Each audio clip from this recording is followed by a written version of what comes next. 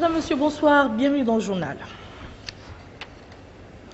Au cours du Conseil des ministres, le président de la République instruit le gouvernement à faire face au phénomène regrettable de l'absentéisme au niveau des structures scolaires et d'assurer un suivi rigoureux et efficace.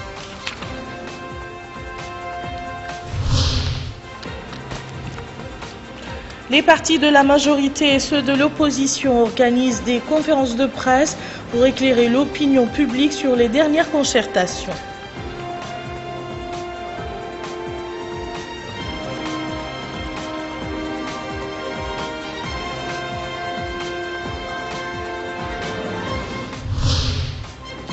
Lancement d'une session de formation des présidents et membres des structures de la Commission électorale nationale indépendante.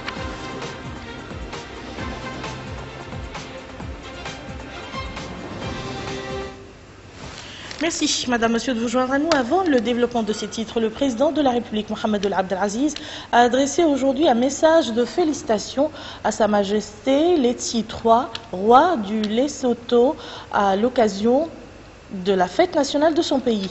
Le chef de l'État a réaffirmé à son homologue du Lesotho son souci de poursuivre les efforts pour renforcer et développer les relations de coopération existant entre nos deux pays pour l'intérêt des deux peuples frères.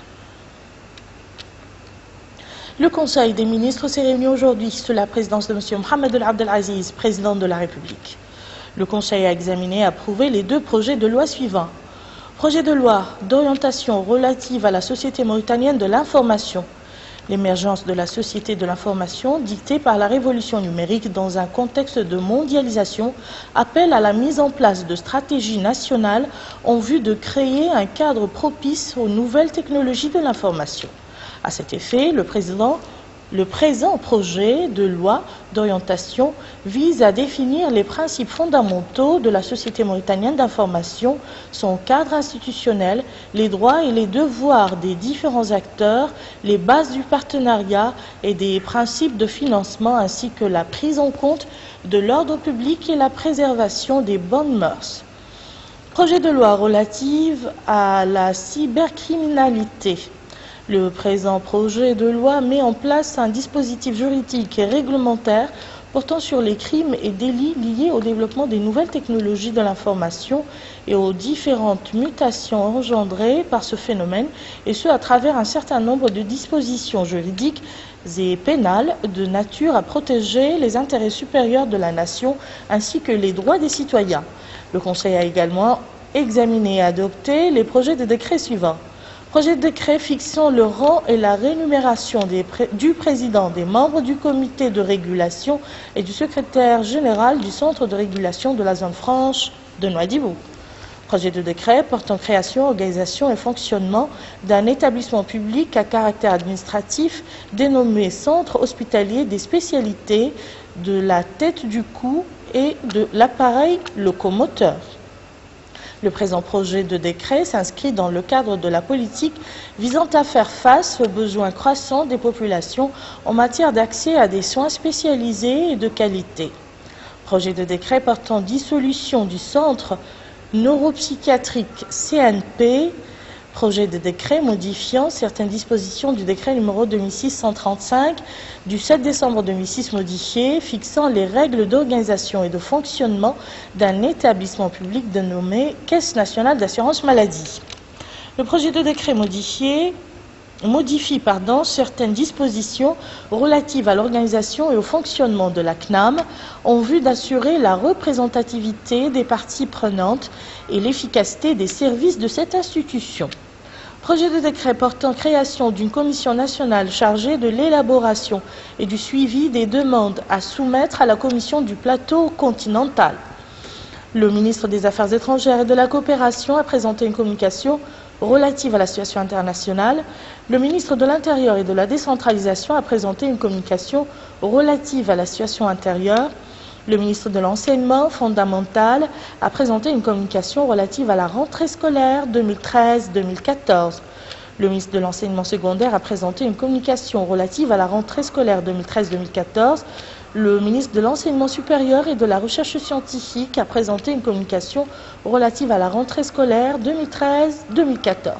Les 3 communications passent en revue les résultats, les bilans de l'année scolaire écoulée, les différentes mesures engagées ainsi que les perspectives en vue de l'amélioration de l'opération éducative dans notre pays. Dans ce cadre, le président de la République a rappelé l'importance des investissements consentis par l'État ces dernières années en vue de l'amélioration du service éducatif. Il a réitéré ses instructions au gouvernement en vue de faire face au phénomène regrettable de l'absentéisme au niveau des structures scolaires et d'assurer un suivi rigoureux et efficace dans ce domaine pour parvenir à un retour à la discipline et au respect de la déontologie. Les différents départements concernés et les autorités régionales doivent optimiser leurs efforts et travailler en concertation avec les différents partenaires de l'action éducative afin de créer un cadre propice à la promotion de l'école mauritanienne.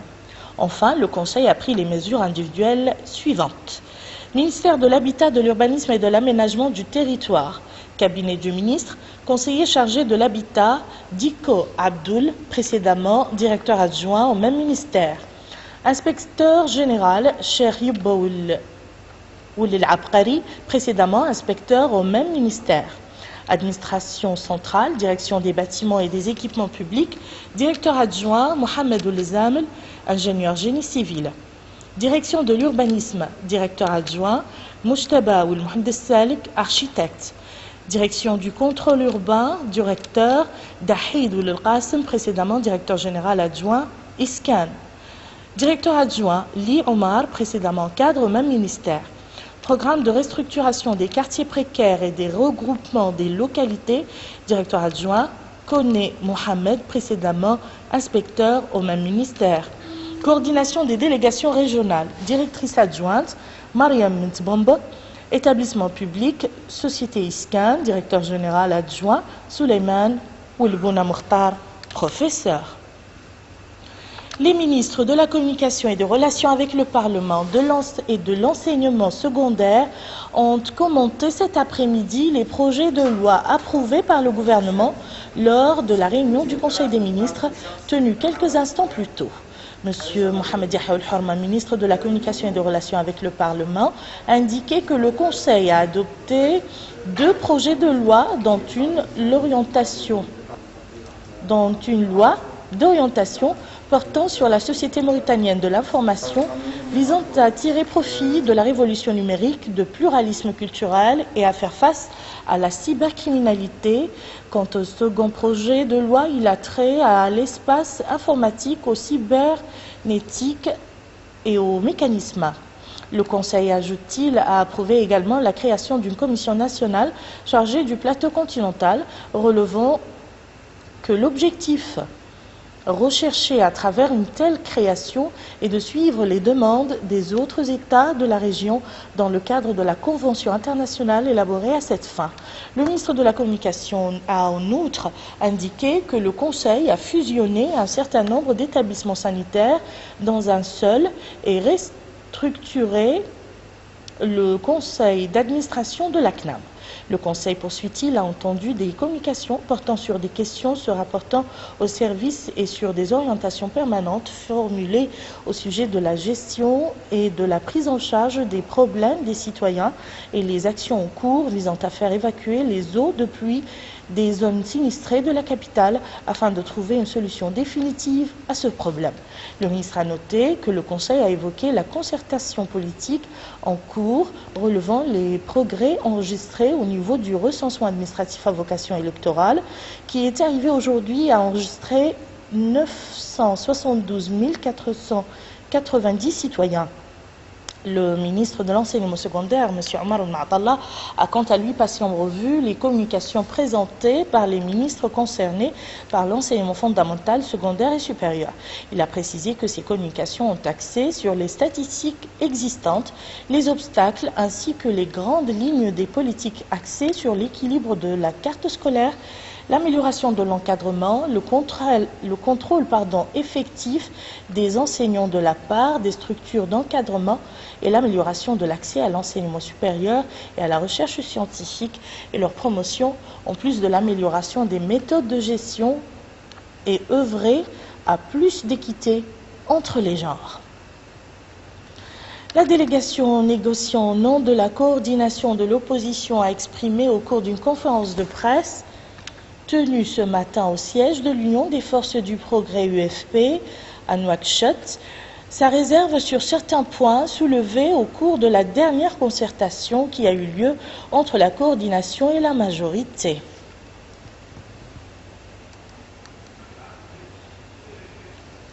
À cette occasion, le président de la coordination de l'opposition, M. Mohamed El Mouloud, a fait la déclaration suivante. Écoutons-le. Nous avons décidé au niveau de la côte de saisir l'opportunité d'un dialogue pour permettre à notre pays de sortir de la crise.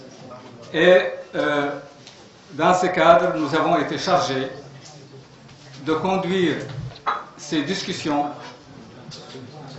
avec une délégation composée du gouvernement et de la majorité présidentielle.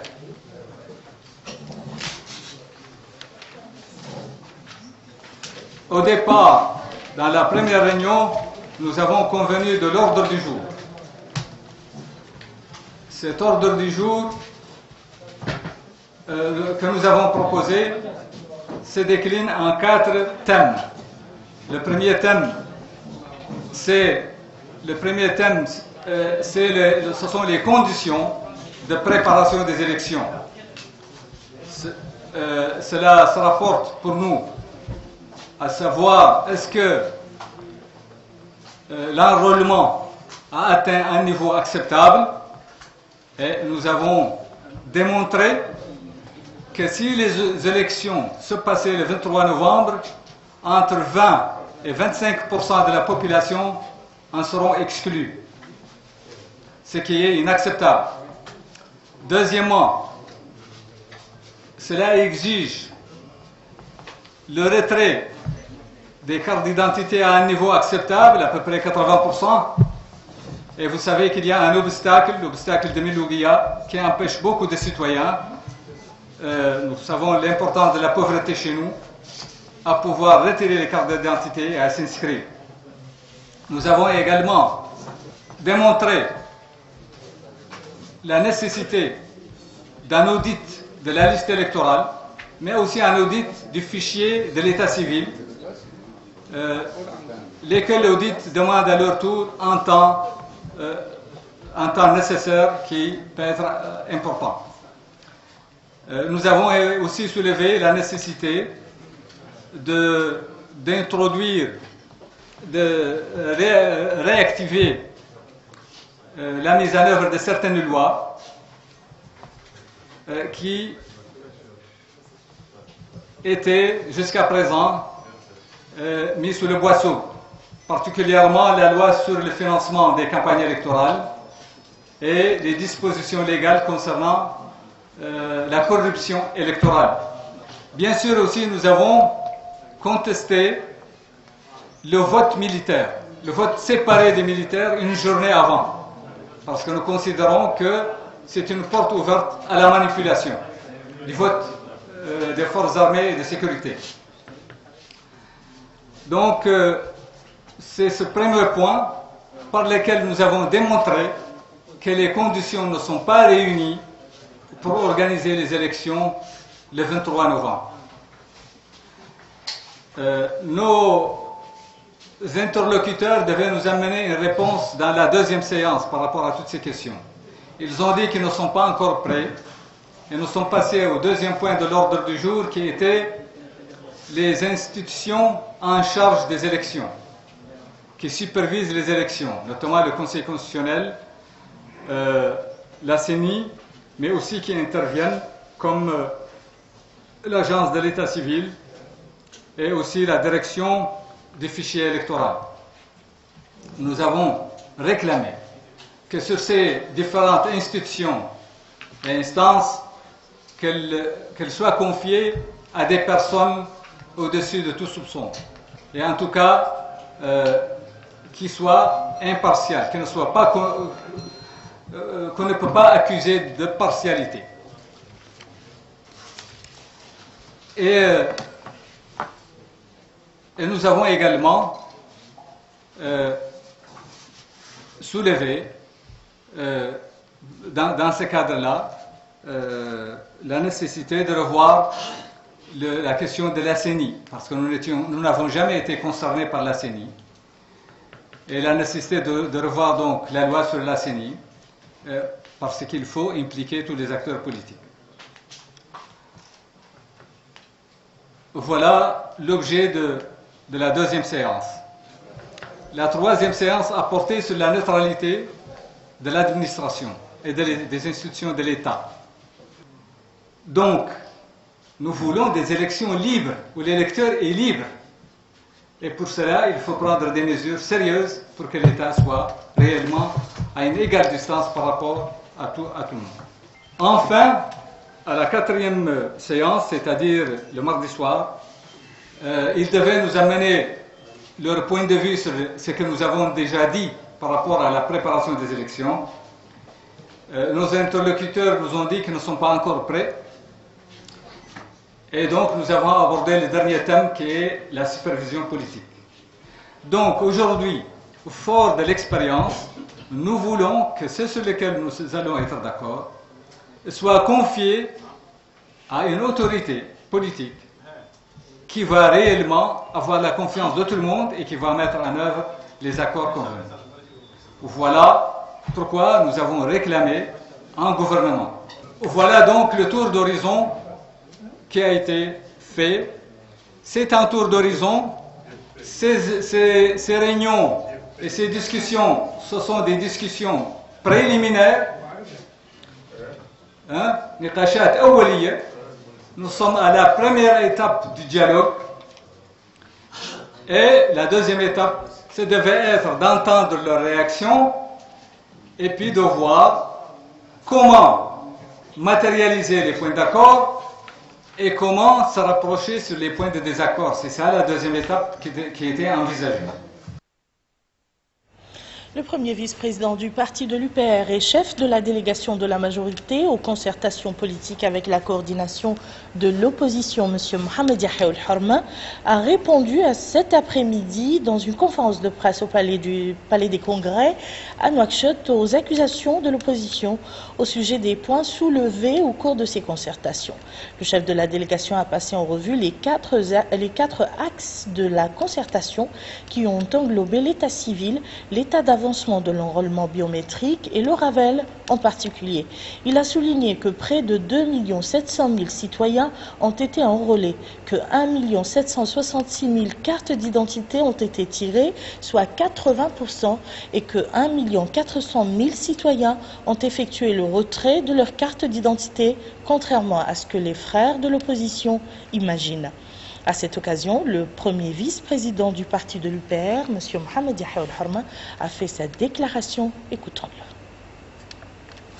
Pendant 3 jours, nous avons eu à discuter avec les partis composant la CODE, donc sur 4 thématiques particulières, en particulier, qui ont été proposées exclusivement par l'autre parti, à savoir, en premier lieu, les conditions préalables à l'organisation des élections. Sous cette rubrique, il était principalement question du niveau d'enrôlement et du niveau de recensement. La question était de savoir est-ce que le niveau d'enrôlement des citoyens était au niveau des standards suffisants pour pouvoir engager un processus électoral. Et est-ce que le niveau d'inscription sur les listes électorales était aussi conforme aux standards? Chacun avait ses chiffres. Les gens de l'autre côté pensaient que le niveau était relativement bas et que 30% des citoyens n'ont pas eu à bénéficier des possibilités d'enrôlement. Nous avons dit que l'enrôlement a atteint 2 700 000 citoyens et que ce qui reste, j'ai oublié de dire ça en arabe, étant donné que c'est un recensement qui a commencé d'ascendant à descendant. Ce qui reste, c'est essentiellement des personnes en bas âge, donc des personnes non concernées par l'opération électorale. Par ailleurs, le nombre de personnes enrôlés est de 1 700 000 et quelques mille, et le nombre de personnes pour lesquelles la carte d'identité a été établie c'est à peu près la même chose, sur lesquelles 1 400 000 cartes d'identité ont été retirées et sont en possession des personnes concernées. Le deuxième point à ce sujet consistait en une question préjudicielle. Est-ce qu'il était possible d'engager des élections dans une période de session parlementaire? Est-ce que, sur le plan du droit, il est raisonnable de faire cela? Nous avons dit que rien ne s'oppose en droit à une telle opération, ni dans les textes mauritaniens, ni dans la pratique internationale constante. Donc, il n'y a absolument pas d'interdiction à ce sujet. Le deuxième axe concernait les institutions de supervision des élections, c'est-à-dire le Conseil constitutionnel en particulier et la CENI. Un troisième point concerne la neutralité de l'État et de l'administration. À ce sujet, nous avons fait part du fait que nous sortons d'un dialogue national qui a été important et qui a donné l'occasion de réformer l'ensemble de la gouvernance politique et électorale. Et qu'à aujourd'hui, l'ensemble des textes visant à instituer une neutralité de l'État, de l'administration, des moyens audiovisuels du service public, beaucoup d'institutions et beaucoup de lois ont été prises pour corriger les distorsions qui ont existé pendant des décennies. Quatrièmement, quatrième et dernier point, il s'agissait de la supervision politique. Ce titre pompeux voulant dire le gouvernement qui aura à superviser donc l'opération politique. Et la proposition était de s'acheminer vers un gouvernement de consensus ou un gouvernement de transition, etc. Nous avons à maintes reprises exprimé notre point de vue sur le sujet. Nous avons dit que le pays ne peut pas être toujours ou en crise ou en gouvernement transitoire. Voilà, c'est fini. Nous sommes à la fin d'un mandat qui s'est plutôt bien passé parce que le pays a progressé, la gouvernance économique et politique de ce pays a avancé, sa santé financière, économique est bonne, les services sociaux en faveur des citoyens sont bons, il est en train de se doter d'infrastructures petit à petit, digne de son nom, après avoir connu une jachère en matière de développement pendant de nombreuses années. Donc, nous ne voulons absolument pas tronquer les gouvernements qui ont eu à faire ces réalisations contre des incertitudes politiques. Voilà à peu près les 4 points sur lesquels nous avons discuté et nous avons eu à faire une proposition écrite qui reprend les points suivants. Voilà les choses sur lesquelles nous nous sommes engagés. Un projet d'accord politique où il est exprimé que les forces politiques parties au dialogue sont conscientes de la nécessité d'enraciner la démocratie, de normaliser le paysage politique mauritanien à travers le dialogue en tant que moyen irremplaçable pour régler ce type de questions. Et nous sommes convaincus que le renforcement de la démocratie nécessite la transparence, l'honnêteté et l'égalité entre les partis qui composent le paysage politique. Et donc, compte tenu de tout cela, nous avons proposé que les partis de la CODE s'engagent uniquement à participer aux prochaines élections. Nous nous engageons, nous, à mettre en pratique, à activer, à veiller à la bonne exécution des règles du corpus juridique relatif à la transparence, à l'honnêteté des élections, notamment le financement des partis et des campagnes, les textes relatifs à la lutte contre la fraude électorale, les textes relatifs à l'accès égal ou réglementé aux moyens, aux médias du service public, donc réglementé à travers la HAPA, à procéder à un audit de la liste électorale par un cabinet international indépendant, le fichier électoral, à modifier la loi organique portant création de la CENI afin d'y intégrer les propositions de l'autre partie. Nous nous engageons également à agir pour que soient respectées les exigences de transparence et d'honnêteté et de neutralité de l'État afin qu'il soit à équidistance entre les partis politiques à travers les textes qui ont été votés. Et enfin, nous nous engageons aux côtés de l'autre partie à demander à la CENI, puisque c'est de son ressort exclusif, nous n'avons pas de compétences en la matière, de différer les élections et l'inscription sur les listes électorales de 2 semaines. Dans notre entendement, nous en avons discuté, ils étaient extensibles à 3. L'autre partie a rejeté en bloc l'ensemble de ces propositions et nous avons convenu, effectivement, à la fin de ce round de négociations, de rester en contact. Si l'un de nous a des éléments nouveaux, qu'il contacte l'autre. Nous avons eu la surprise, d'une part, de constater qu'il y a eu des fuites sur le contenu et, comme qui dirait, une sorte de rupture ou de désengagement, et voilà, une grosse campagne médiatique à ce sujet. Nous avons été surpris puisque nous considérons que nous demeurions en contact jusqu'à ce qu'il soit décidé quelque chose de définitif. Voilà à peu près ce qui a été fait. Actualité parlementaire à présent. La conférence des présidents à l'Assemblée nationale s'est réunie ce jeudi à Nouakchott sous la présidence de M. Larbi ou Sidi Al-Wujdein, vice-président de l'Assemblée nationale.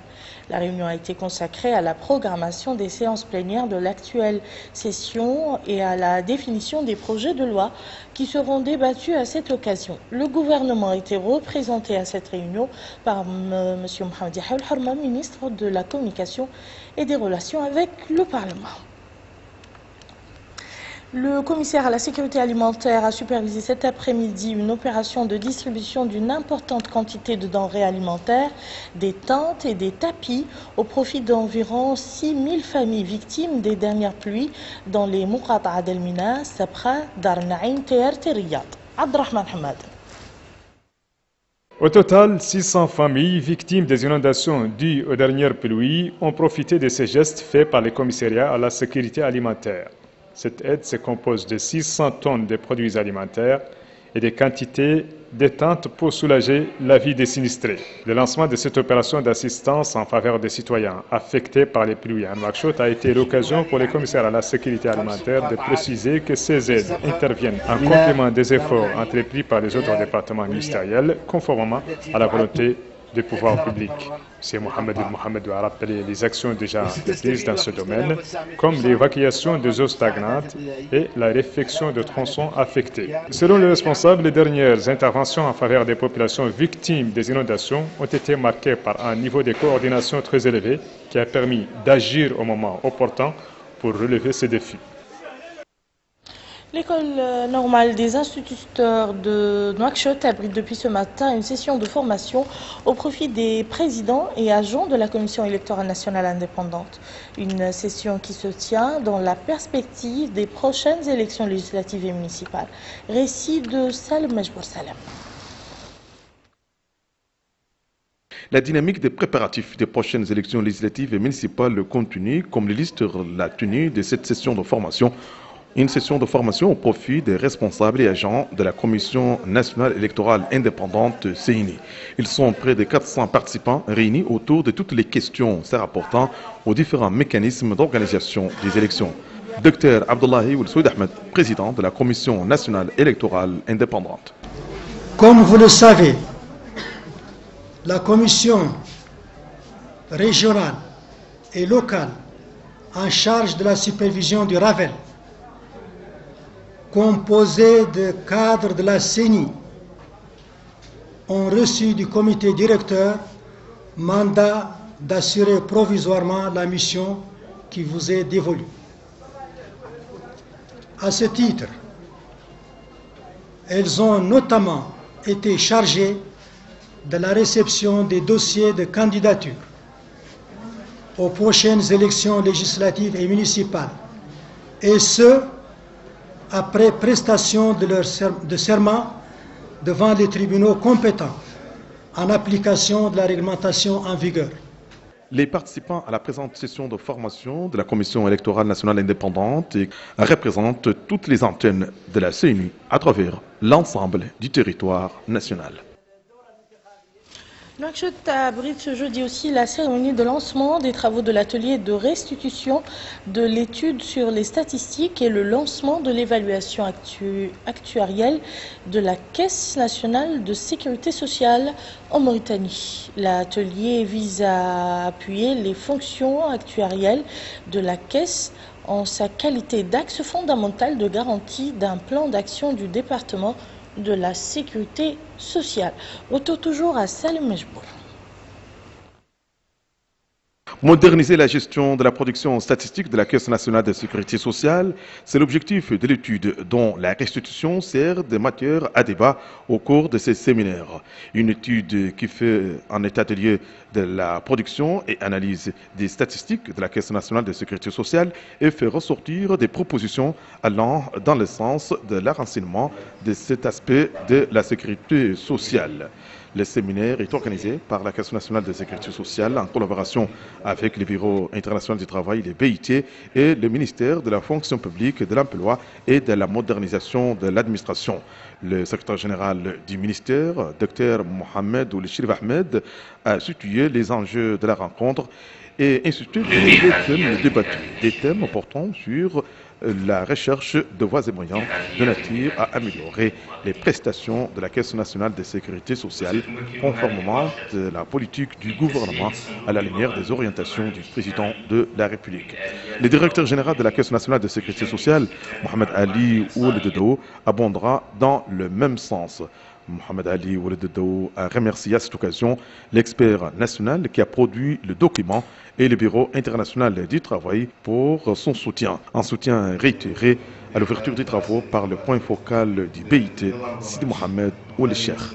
Que le BIT vient apporter son appui technique à la Caisse nationale de sécurité sociale à travers 3 axes principaux. L'actualisation de son cadre juridique, l'amélioration de la production de statistiques relatives à la sécurité sociale, ainsi que l'évaluation actuarielle. C'est ainsi que 13 ans après la dernière évaluation de la CNSS, nous sommes heureux de voir le BIT apporter son soutien pour mener une nouvelle évaluation actuarielle à la CNSS. La présente rencontre s'insère dans le cadre de la stratégie de réorganisation de la gestion de la Caisse nationale de sécurité sociale. Les locaux de la wilaya de Nouakchott ont abrité ce matin la cérémonie d'investiture de la première équipe de police chargée de l'hygiène.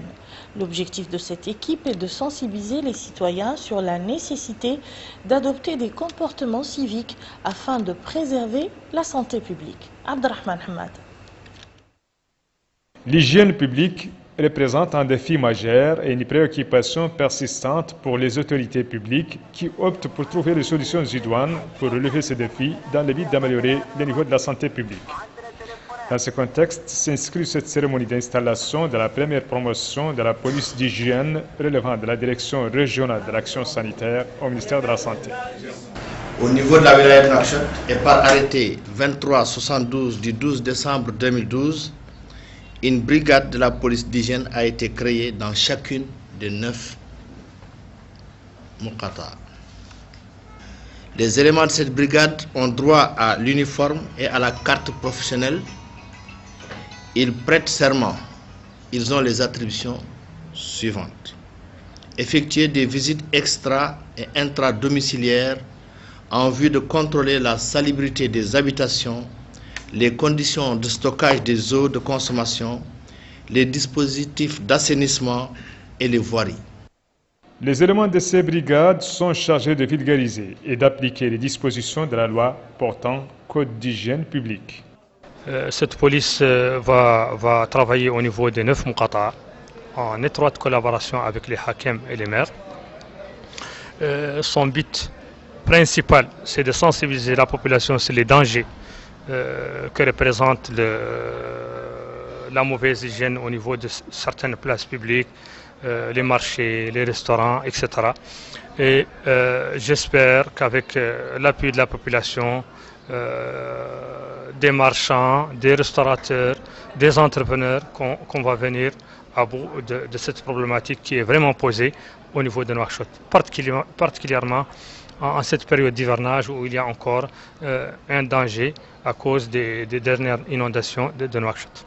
Il est à noter que l'installation de ces brigades de police d'hygiène intervient après l'engagement du gouvernement dans un processus de réglementation et d'institutionnalisation de l'action en matière d'hygiène publique. Un processus qui a été marqué par la promulgation de la loi portant code d'hygiène. Actualité des partis politiques à présent. Le Parti de l'Union de la Jeunesse pour la Démocratie a organisé hier soir à Nouakchott une conférence de presse dans laquelle cette formation politique a accueilli de nouveaux adhérents. Le porte-parole des adhérents a indiqué que ce choix vise à renforcer les rangs de cette formation politique qui prend en compte les problèmes de la jeunesse.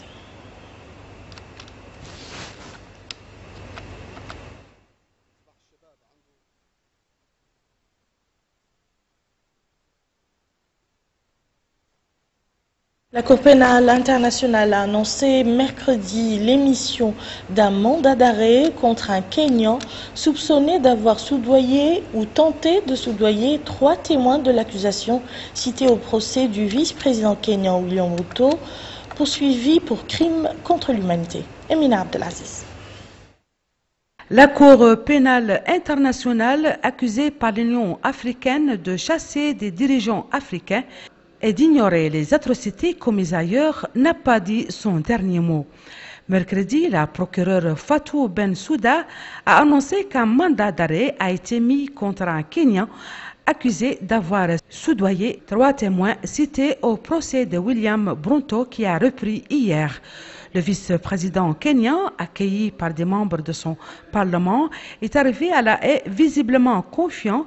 Il est accusé par la CPI de crimes contre l'humanité pour son rôle présumé dans les violences post-électorales de 2007-2008 au Kenya qui avaient fait plus de 1000 morts. Or, depuis plusieurs mois, le bureau de la procureure dénonce des intimidations de témoins dans ce procès. Ce que nous avons découvert au cours de notre enquête, c'est qu'il s'agit d'un réseau. Ce n'est pas juste une personne, mais d'autres sont impliqués dans ce complot. Ces accusations concernent également le procès du président Uhuru Kenyatta, lui aussi accusé de crimes contre l'humanité, dont la première audience doit se tenir le 12 novembre. La procureure a ajouté que d'autres mandats d'arrêt pourraient être émis après celui-ci. Je pense qu'envoyer le mandat au Kenya maintenant est une occasion pour le Kenya et le gouvernement kényan de démontrer leur volonté affichée de coopérer avec la CPI. Cette annonce marque un nouvel épisode dans les relations tendues entre la CPI et le Kenya.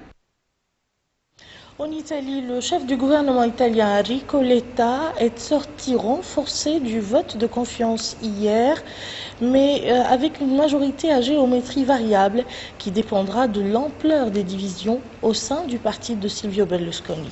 Cherna Chersal.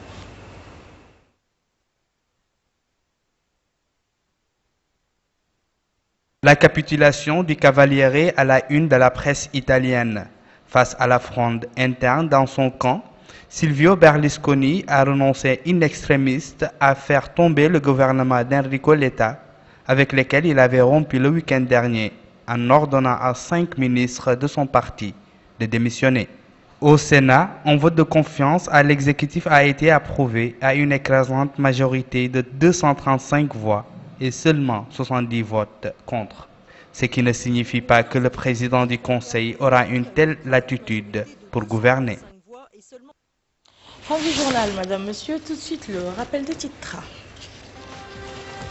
Au cours du Conseil des ministres, le président de la République instruit le gouvernement à faire face au phénomène regrettable de l'absentéisme au niveau des structures scolaires et d'assurer un suivi rigoureux et efficace.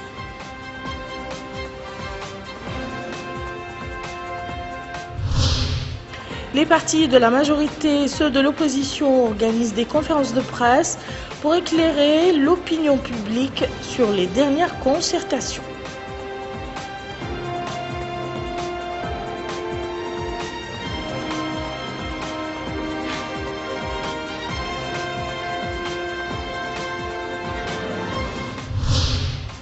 Lancement d'une session de formation des présidents et membres des structures de la Commission électorale nationale indépendante.